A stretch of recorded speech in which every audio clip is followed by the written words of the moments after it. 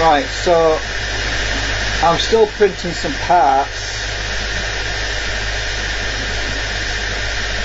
so it's not complete, we're still assembling and testing things out.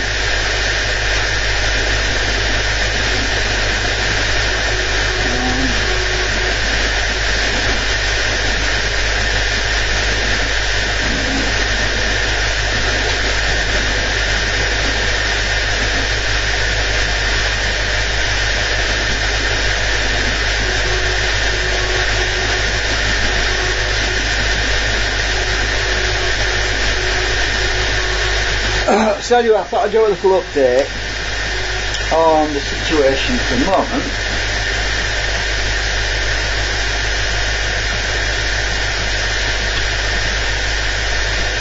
I haven't got my delay line circuit hooked up yet.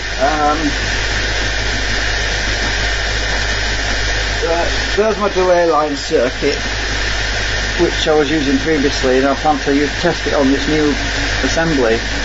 I haven't got it connected up yet, as you can see, because I'm printing, well, I've just printed some bobbins for the exit coils, which will be connected to this end, and those are, I've just acetone treated them to harden them, and they got to dry a little bit, and I'm actually printing some more bobbins at the moment.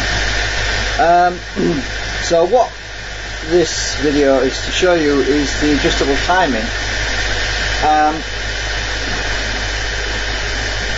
So there are timing coils on the end, but those are not connected right now because I have to build a preamp circuit and another circuit board for that, and I've got my circuit board prototype thing across the room, which is populated at the moment with a load of other stuff which I want to get put onto another circuit board as well. So but the thing is, look at the input current.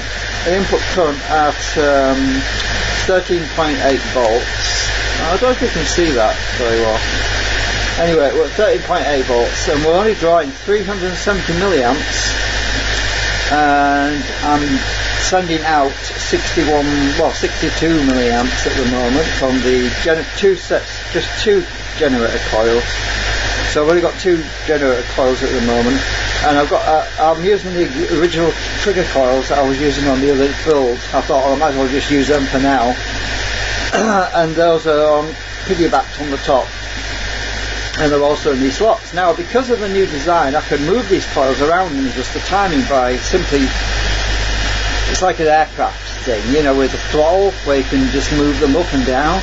If we watch the RPM in the distance, which is 3000 RPM on the current, when I move the off trigger coils up, you'll notice that the input current is dropping.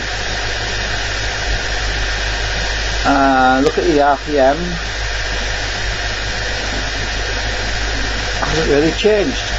So let's move it up a bit more, see if I can get my input current down even more. This is the unique thing about this. Look at that, my 330 milliamps now. So my input current's now dropped to 330 milliamps to drive the circuit, but I have lost a little bit of RPM. So this is why this is so useful, because it means that I can change the timing much more easily, physically rather than electronically. Let's move them back down again. Input current has gone up slightly. Output current's about the same, but it takes a while for the speed to gain the speed, because there's a lot of mass that takes a while to accelerate. But the RPM is going up. We're just about to reach 3000 RPM again, so it's gone back up to 3000 RPM, which means that the output current's also going to go up. I can also move the large coils as well now, so I can actually move the large coils towards me slightly. Let's look at current. Input current's gone down a bit.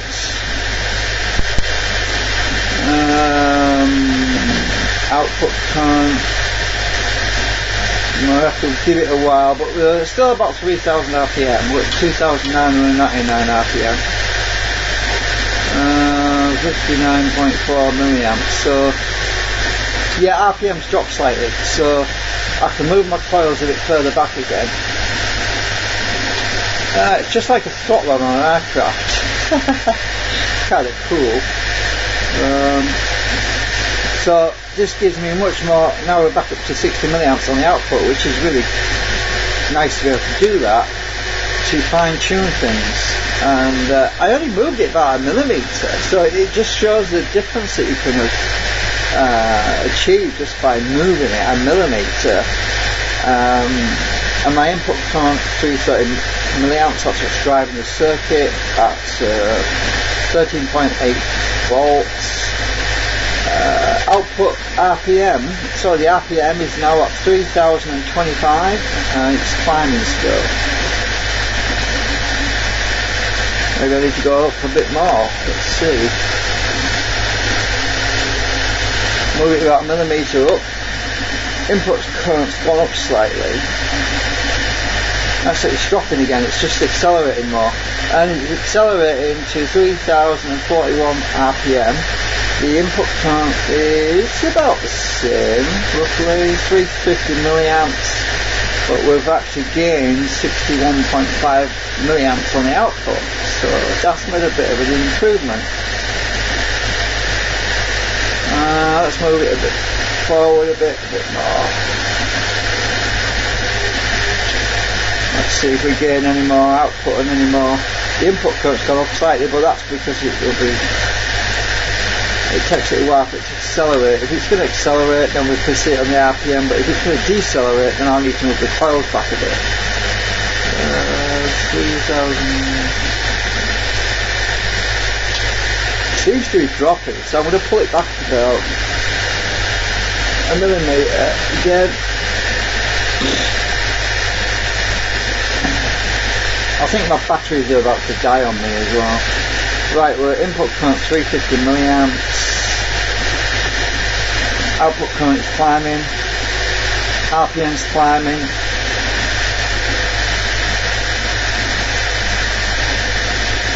Let's move it back a bit more, about a millimetre.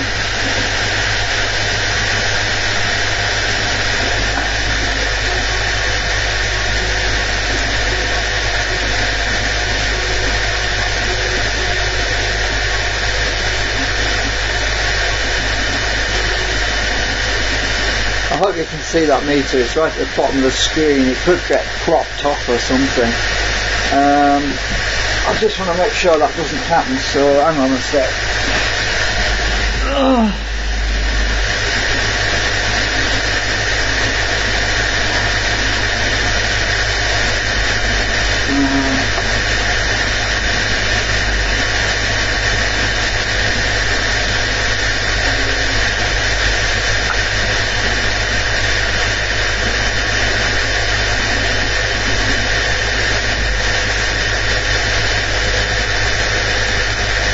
Right, hopefully that will elevate that a little bit.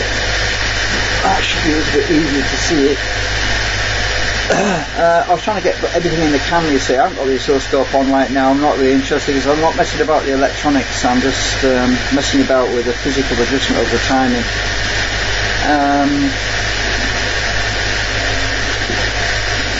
Check the temperature of these batteries. Well, they're not going flat yet because they'll be getting warm, one of them would.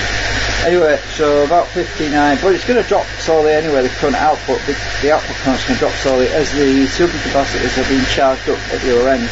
But back up to 60 milliamps, and RPM is still going up, which is good. So I'm trying to tune this while it's got a load on it, you see. And as you can see, it's very quiet. Doesn't make a lot of noise. The printer's making more noise actually at the moment. So the output current's still going up. RPM, that's still going up, which you can see across the room, right over there. Hopefully you can see that anyway. I suppose I should bring it nearer. See if I can move it a bit more.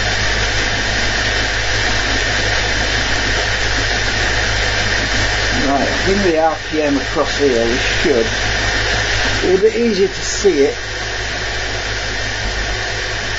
Right. Oh, actually I'll put the RPM meter on top of here. probably the best bet. Now, just my blue tack one's warming up. It's gone hard.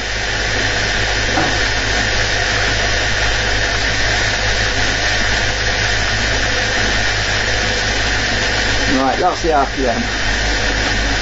I'm just going to get it's warming up this blue tack in my fingers.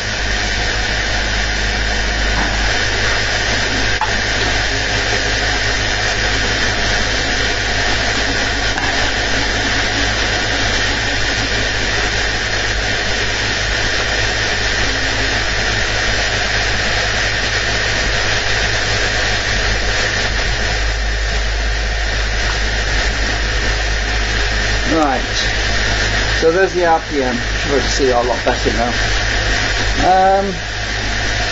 Right, 340 milliamps input, 3089 RPM. Output current still around 59.3 milliamps. It's pretty good, but we've got no drag cancellation circuit installed whatsoever right now. So.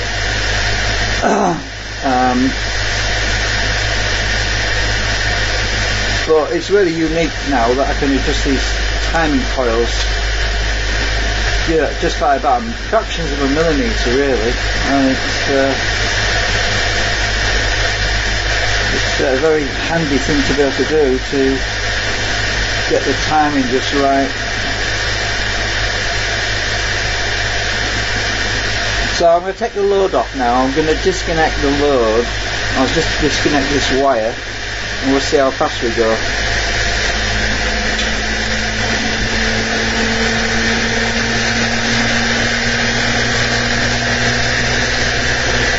And now what's input currently is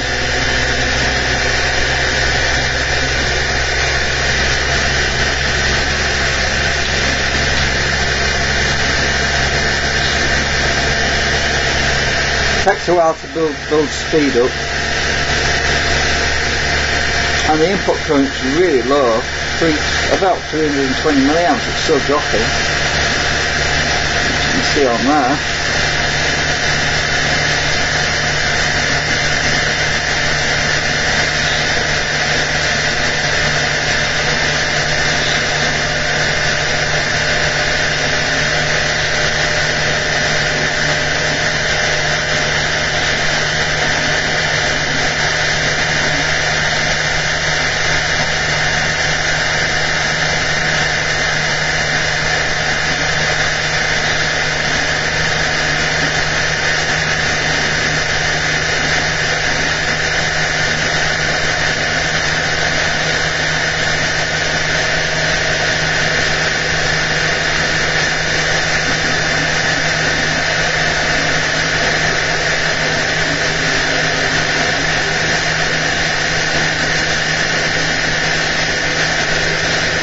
We're still picking up speed.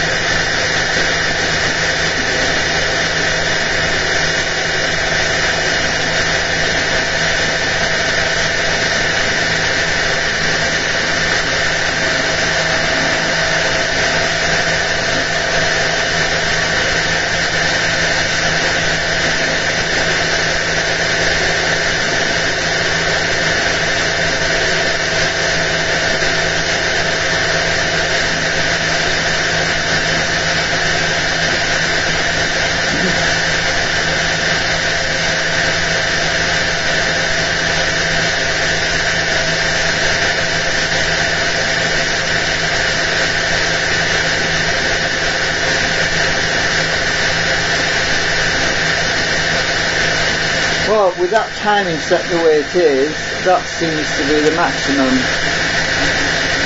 at the moment, unless I was to boost the voltage up even more.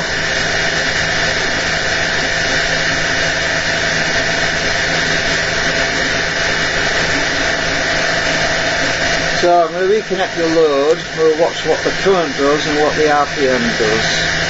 There's no circuit on here to cancel the drag, so it's not going to be proficient at the moment. Right, current shot it to about 170 milliamps and it's dropping back down. All my batteries are dying on me.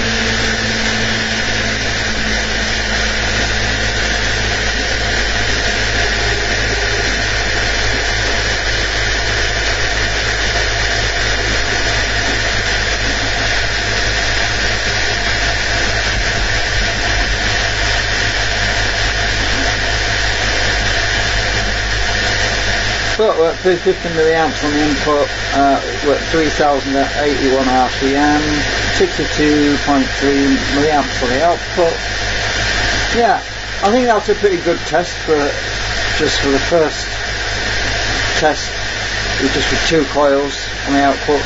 I mean, remember the previous one I was using, I was getting about 100 milliamps or more than that. That's because I had 2 sets of, well, I had 4 coils, so that's 2 pairs of coils, and I was also using the anti-drag circuit, the drag cancellation circuit as well, so at one point.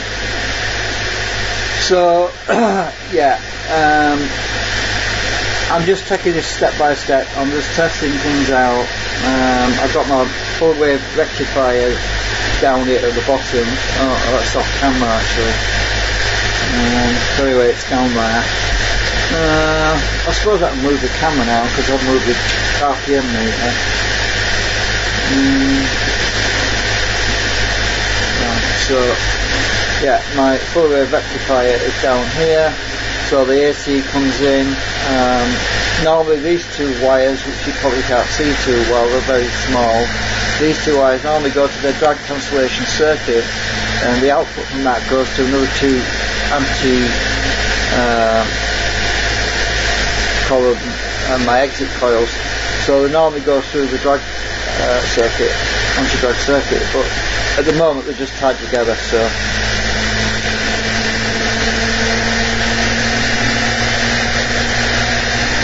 oh,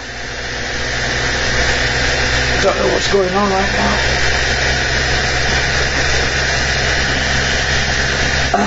RPM's going up and my current dropped back down. I think the trigger circuit on the super capacitor was the trigger. I'm not sure, unless I've knocked the wire off.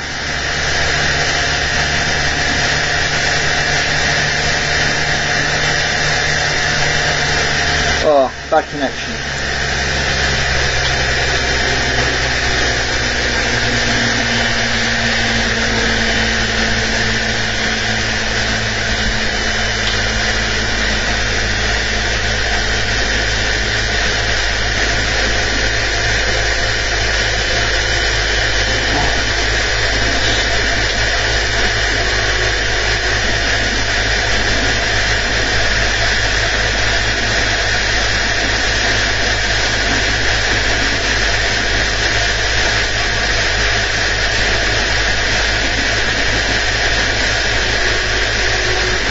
Anyway,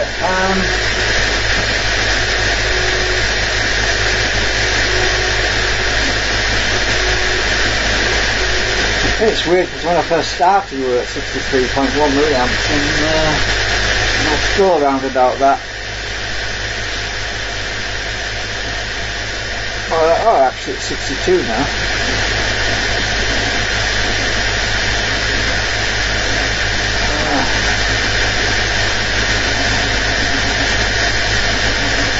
It's dropping a bit because the super capacitors are charging up, that's what it is.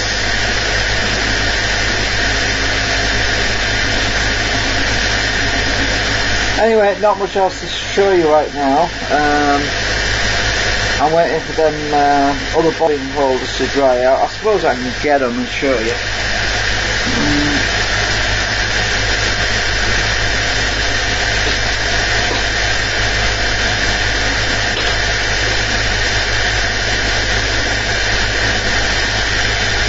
trying not to knock the camera. So I've treated them with acetone and shined them all up. To shine them up, as you can see, they've come out really well.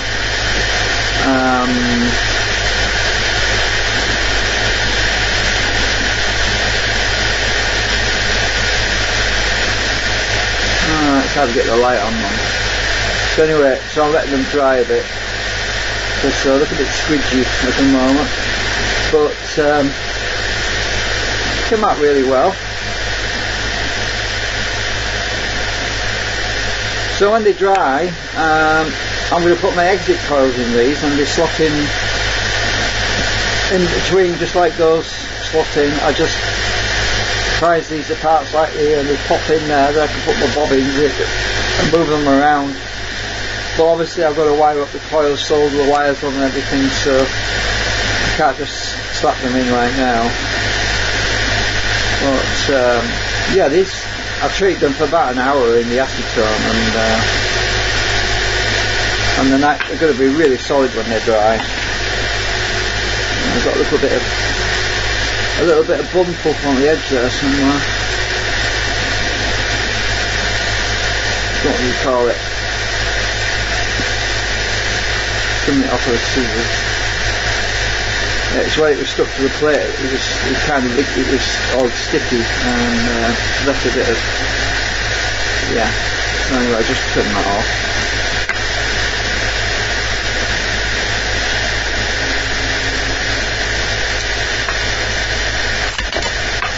They're already sounding quite hard. It's mainly case hardening. The middle's probably still a little bit soft. It takes probably 12 hours for these to dry enough, and they shrink very slightly as well, so I don't want to put them in there at the moment because they might get squished. They're a bit rubbery.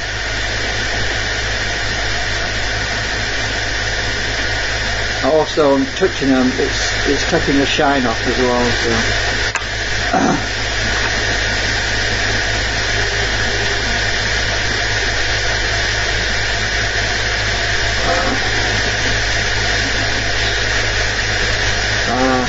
yeah.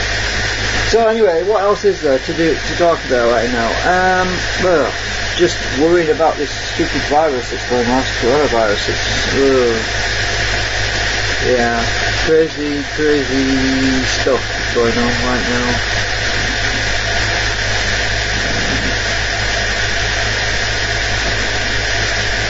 It seems to be.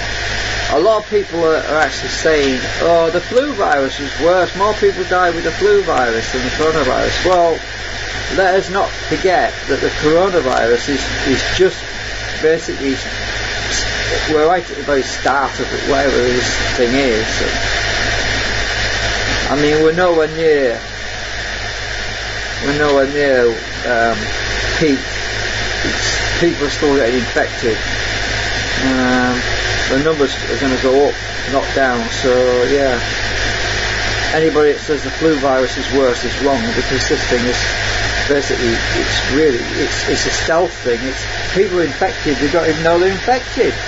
At least with the flu, when you get the flu, you know you've got it, and you stay at home and you take your medicines and you take your Lemsips and your paracetamols and you know you've got flu. But with this thing, you don't know you've got it. You're out and about doing your normal daily life, spreading it without even knowing you're spreading it. That's the thing. So more people are going to get it, more people are going to suffer from it than would suffer from the flu, because the flu, you know you've got it, but with this thing you don't. So it's a damn sight worse. It's a lot worse. So yeah, it's worrying, because you don't know. You could be talking to somebody at the shop, and you could be buying your groceries and talking to the cashier and buying, and she hands you your money back, and it might have the virus on it. You don't even know. You don't know.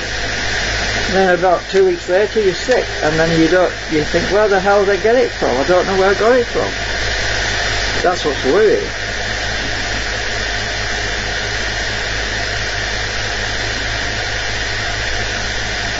I mean, at least if somebody's coughing and sneezing, you know they've got the flu. But not with this bloody thing. Anyway, so as you can see, we're drawing less current on this one than we were on the other one. On the other one, the previous build, I think I was hovering around 400 milliamps to 420 milliamps with that kind of a load on it. With about 60 milliamps of load, I think the current was a lot, on the input was a lot higher than that.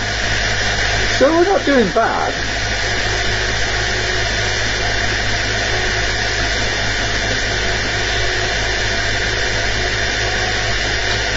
I mean, 350 milliamps is damn sight better than 450, which is what I think it used to be seen now on the previous one. We used to be around about 450 to 430, somewhere around about there, but this is 350 milliamps. And that's only at 13.8 volts. Let's bump the voltage up. Let's see what happens when I go up to 14 volts. Oops, I did too far.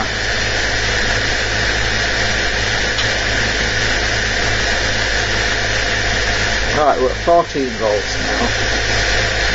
I don't know, knock this over. Right, current 360, 350, and we're gaining output a bit, speed's going up.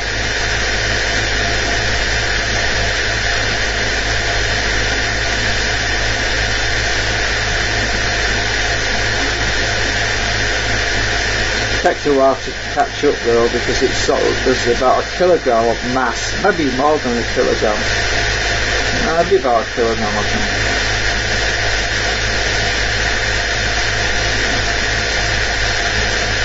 Check the voltage again. Yeah, we're still at 14. Let's go up to 15 volts.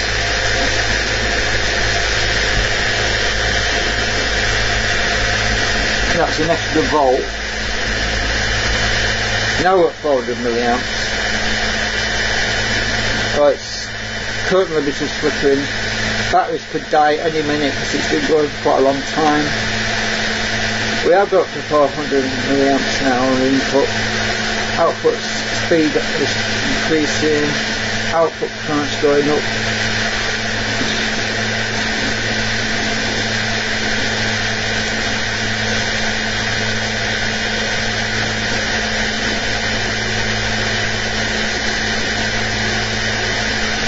The yellow current limiting LED keeps flashing on and off.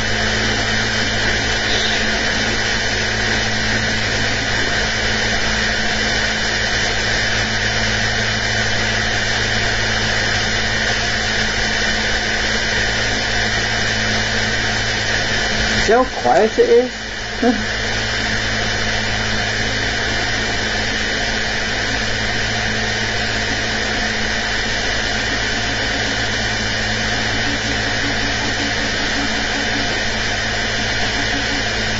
The voltage that this is going into right now is 10.1 volts on the supercapacitors,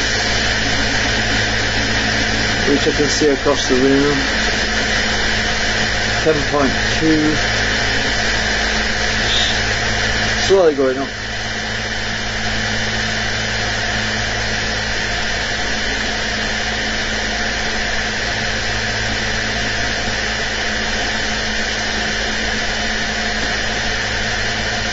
I think my batteries, oh, they're cold still, they should be alright.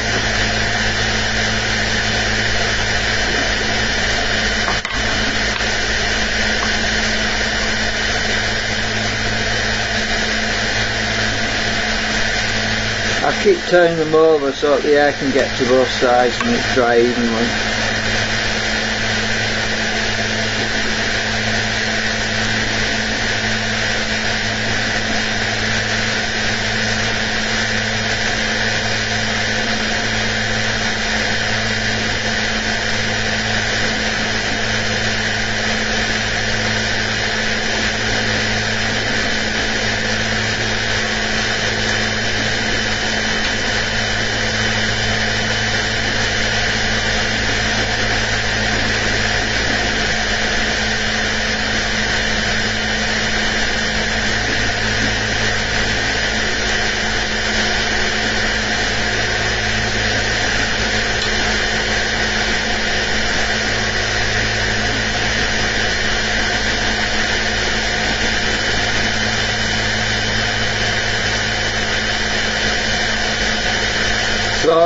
these are my exit coils that I'm going to be connecting up to the circuit board.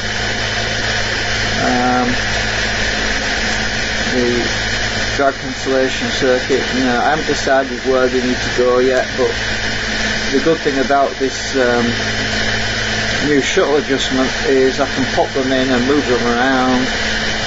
So the outside ones aren't being used, so I'm probably going to stick them on the outside.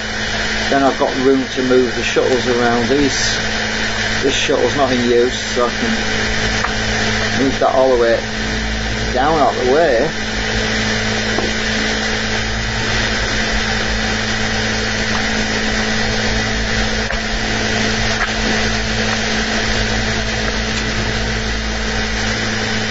And two more coil holders at the top.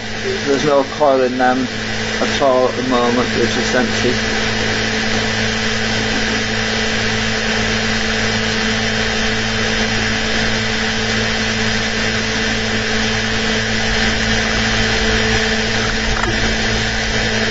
You can see.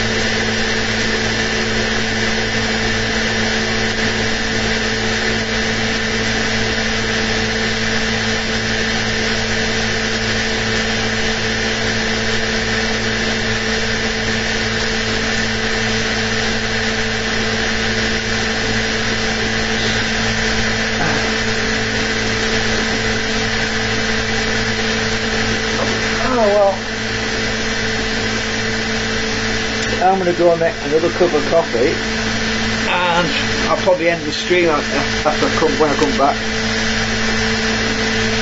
But you can keep an eye on things while I'm gone.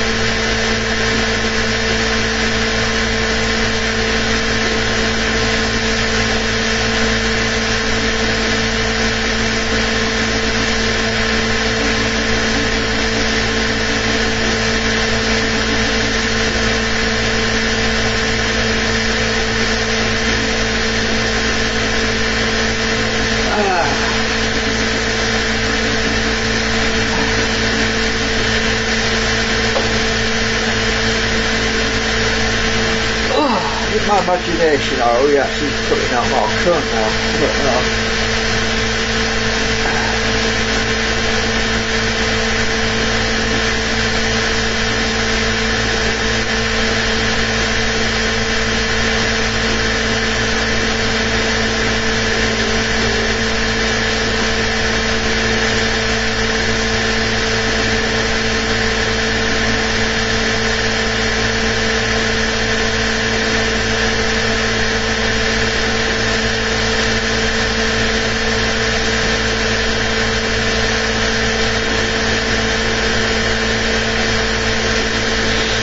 Well, it's a lot of fun. It helps to take my mind off these viruses when I'm playing with my toys.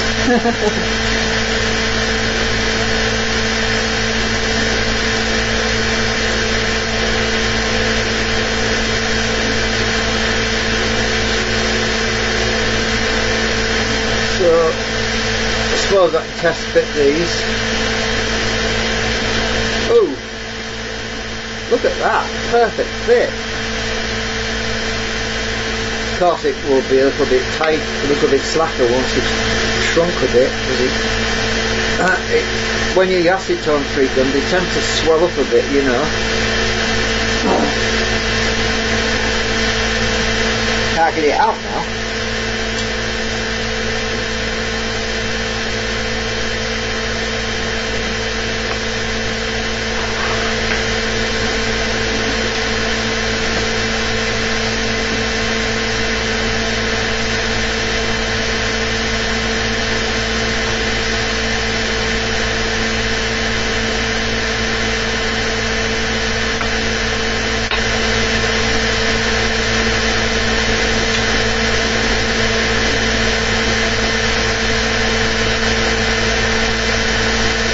It's a good fit anyway.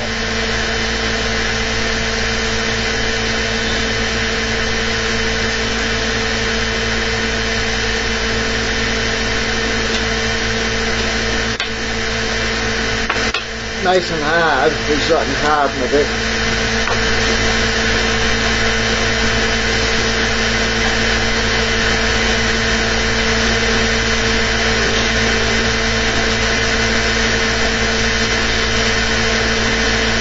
I'm actually printing some large bobbin holders at the moment, but I only want 2 of those printing. Those are the combination ones which will fit in here, which are similar to these, only they're a lot deeper and they're arched at the bottom, so they have the same little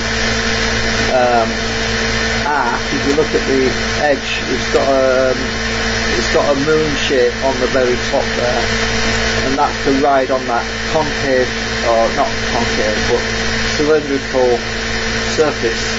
So the new ones are going to have that same shape on there. Well, they do have that, they just have to print, and that way, if I want to put the round bobbin and a trigger coil right next to it, I can do that. So I'll just need 2 of those, but the rest of them are going to be smaller bobbin. So one's like this one here, it's going to be the shorter one, so I can get more coils in there.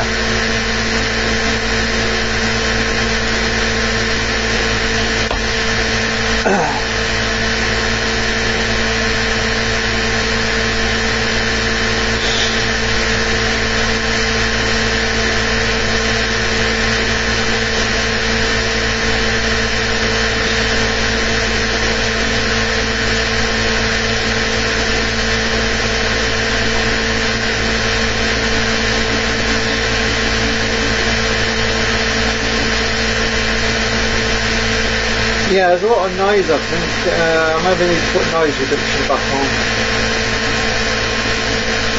Yeah. That's back on. I noticed there was quite a lot.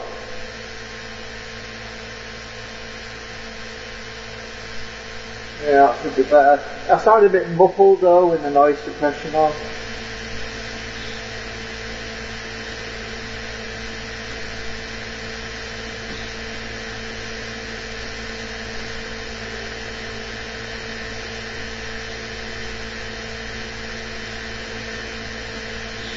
Anyway, I'm going to take the load off. I'm going to see how fast it picks up, and then I'm going to turn it off, and we'll let it wind down on its own. And,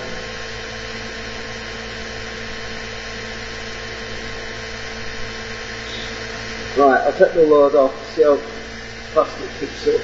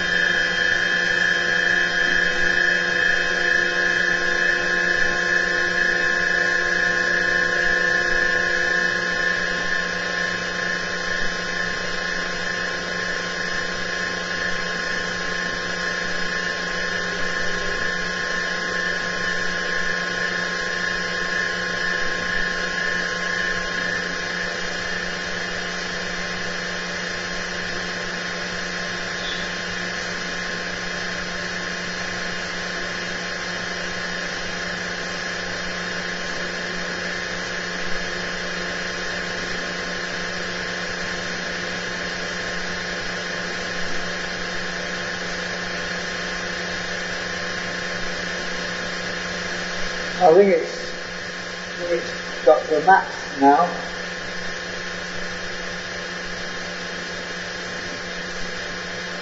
Anyway, let's turn it off. See how long it takes to stop. Yeah, a little test. Alright, I've disconnected it.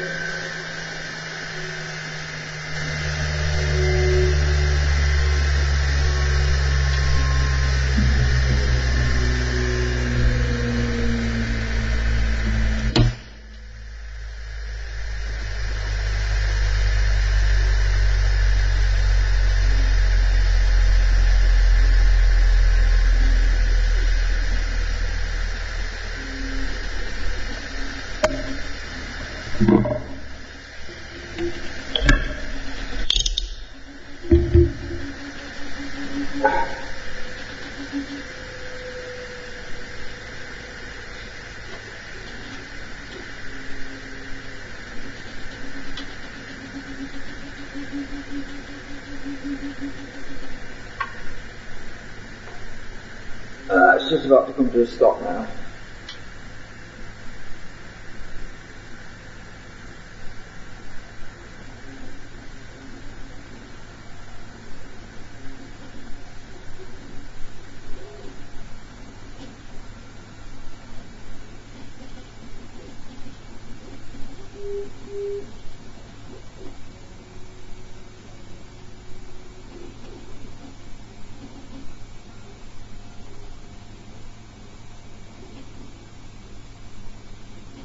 That's it, stopped. Yeah, it's just bouncing a bit now. Right, anyway, it was an interesting little test run. Because I know that everybody was curious to see the new one run, even though it's not all there yet. Well, anyway. So, yeah, that's the end of the stream for now. We'll be back later when I get the other circuit hooked up and everything, and we could do some more testing, and it's going to be fun to see how that delay line circuit works on the new device. See how much drag we can actually cancel out, because that's one of the main reasons I redesigned this, was because it's not just adjusting the timing. I also want to get my drag cancellation coil in exactly the best position to overcome the maximum amount of drag. Now, I couldn't do that on the other build because the coils were fixed in certain slots, so you couldn't put them in between. Whereas this one you can move them around and fine tune everything. So it's going to be a lot of fun to actually see how much gain I can get from them. Because as I say, I did a few different tests with the, I tried a few different things on the other one. And the best results were with the delay line circuit. So I'm going to stick with that for now, because the delay line is basically pulsing it at the sticking moments, at the points where it sticks normally. So it's offsetting the actual pull down of the speed. So it's counterbalancing it. Basically, it's like a seesaw. It's balancing the. If you imagine a ruler, and the more drag you've got, the bigger the ruler tips to one side. The anti-drag is basically pushing back on the other side to compensate for that drag, so that we end up with something probably in between maximum drag and no drag. So we might end up with maybe a 30 or 50% or even something like a 30% gain in speed.